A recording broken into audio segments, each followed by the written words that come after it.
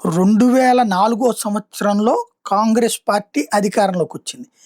అది అధికారంలోకొచ్చినటువంటి ఎవరైతే ఆ రోజున రాజశేఖర రెడ్డి అధికారంలోకి రావడానికి ముందు కాంగ్రెస్ పార్టీ 1999లోనే ఉచిత విద్యుత్ హామీ ఇచ్చింది.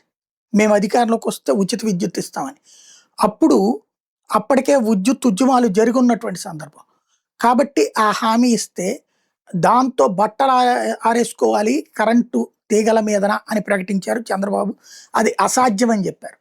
2004లో తెలుగుదేశం పార్టీ దెబ్బతినబోతోందని వచ్చిన నివేదికల నేపథ్యంలో కాంగ్రెస్ ఎందుకు గెలుస్తోందంటే ఇట్లాగా ఉచిత విద్యుత్ హామీతో గెలవబోతోందని చెప్పి ఎవరో వచ్చి నాకు సమాచారం ఇచ్చి చంద్రబాబు గారితో చెప్పమన్నారు, ఆయన కన్విన్స్ చేయమన్నారు అంటూ భువనేశ్వర్ గారు తాజాగా ఒక విషయాన్ని ప్రకటించారు.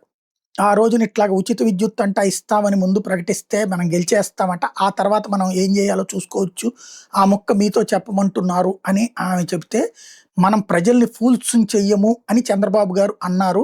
అంత కమిట్మెంట్తో ఉంటారు బాబు గారు మాట చెప్తే అన్నటువంటిది భువనేశ్వర్ గారు తాజాగా చెప్పినటువంటి మాట విద్యార్థినులతో మాట్లాడిన సందర్భంగా.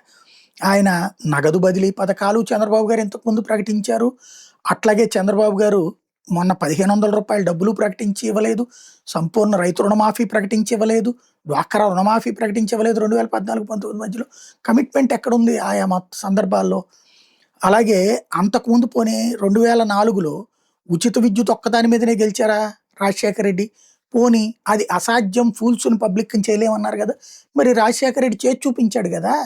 అదే ఆ తర్వాత వచ్చిన ప్రభుత్వాలు సచ్చినట్టు అమలు చేస్తున్నాయి కదా. అదే చంద్రబాబు నాయుడు కూడా అదే రాజశేఖర రెడ్డి పథకాన్ని అమలు చేస్తున్నారు కదా ఇవాళకి కూడా.